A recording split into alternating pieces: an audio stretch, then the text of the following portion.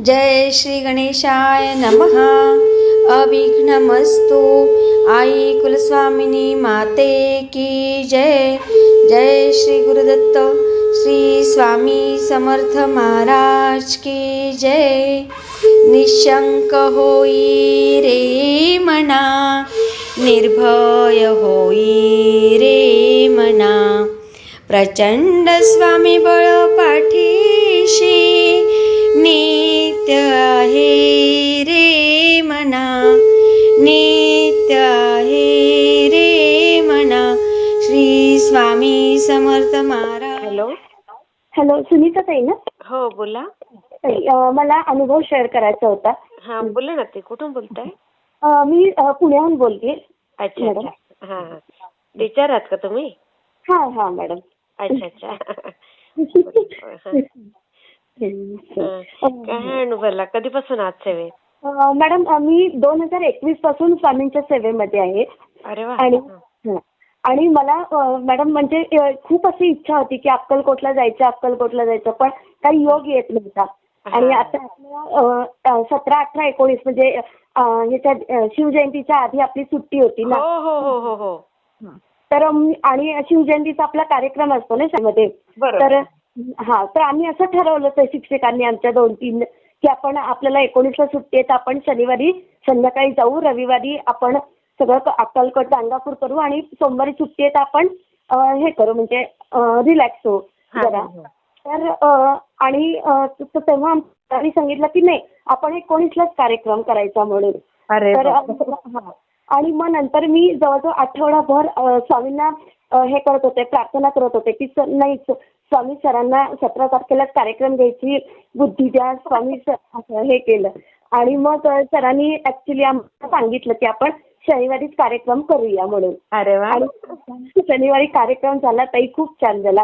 आणि आम्ही हे केलं की आता निघायचं म्हणून. तर आजच्या वेळेला आमच्या दोन टीचर होत्या त्या म्हणजे नाही म्हटल्या की आता मला जमत नाही म्हणून. मग त्या दुसऱ्या एक टीचर होत्या तर त्या म्हणल्या चला आपण जाऊया म्हणून.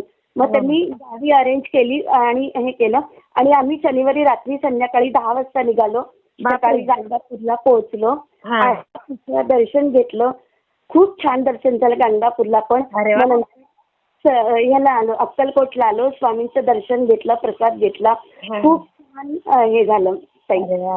कसे योग यायचे असतील ना तर स्वामी कसेही बोलवतात आपल्याला. हो ना. आणि दुसरा अनुभव म्हणजे ताई, मागच्या काय झालं, मी आमच्या फर्स्ट स्टँडर्डच्या वर्गामध्ये टीचरांना काहीतरी एक असं नोटीस सांगण्यासाठी म्हणून मी गेले होते. आणि काय झालं, माझ्या पायावरती असा बेंच पडला वर्गात. बापरे. आणि काय झालं की आमच्या बिल्डिंग मध्ये वरती काका राहतात तर त्यांच्याकडे स्वामींच्या पादुका येतात. अरे वा. आणि मी काय करते, शाळेतून येताना रोज चालत येते. तर त्या दिवशी काय झालं, बेंच पडल्याचं निमित्त झालं आणि मी रिक्षाने आले घरी. आणि घरी आल्या माझ्या मुलीने सांगितलं की मम्मी वरती आपल्या काकांकडे स्वामींच्या पादुका आल्यात तर तू जा आणि दर्शन घे. आणि मी स्वामींच्या पादुकांचं दर्शन केलं आणि लगेच त्या पादुका गेल्या. म्हणजे ते बेंच पडल्याचं निमित्त झालं आणि मला की स्वामींनी सांगितलं की चालत जाऊ नको, तू रिक्षाने ये म्हणून. बघा ना, इतकी स्वामींची कृपा आहे. खूप मॅडम, खूप छान स्वामींची कृपा आहे. आणि प्रत्येक वेळेला स्वामी आपल्याला ते अनुभव देत जातात. हो हो, बरोबर आहे. अजून तुम्हाला स्वामी खूप छान अनुभव देतील बघा. आता अनुभव शेअर केला ना तुम्ही. ताई, तुमचा पण आवाज खूप छान आहे. मी तुमचे रोज अनुभव ऐकते. खूप छान काम करताय तुम्ही स्वामींचं.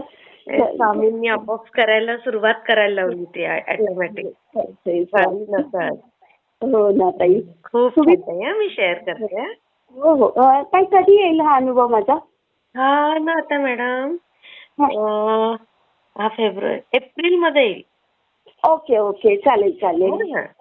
हो चालेल. मला कमेंटमध्ये नक्की सांगा. आणि व्हिडिओ आवडला असेल तर लाईक, शेअर आणि सबस्क्राईब करायला विसरू नका. आणि हो, तुमचेही असेच काही अनुभव असतील तर ह्या दिलेल्या नंबरवर रात्री 9 ते 10 ह्या वेळेमध्ये तुम्ही शेअर करू शकता. श्री स्वामी समर्थ. श्री स्वामी समर्थ.